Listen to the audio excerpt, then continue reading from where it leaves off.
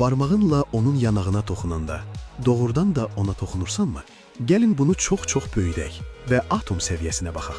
Mikroskopik dünyada iki maddənin atomları əslində heç vaxt bir-birinə toxunmur.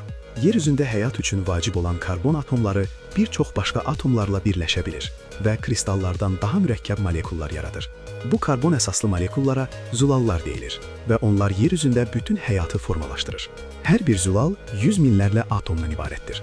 Bu atomların mərkəzində çox kiçik bir atom nüvəsi olur və onun ətrafında elektron buludunun maqnit xətləri yerləşir. Əgər bir atomu kilsə boyda təsəvvür etsək, onun nüvəsi kilsənin içindəki toz zərrəsi qədər kiçik olardı. Sən nəyəsə toxunanda, əslində hiss etdiyin şey atomların bir-birinə yaxınlaşdıqca bir-birini itələməsidir.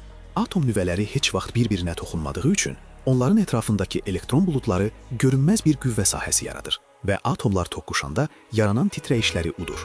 Sənin hiss etdiyin toxunma isə sadəcə bu qüvvə sahələrinin bir-birini itələməsinin nəticəsidir.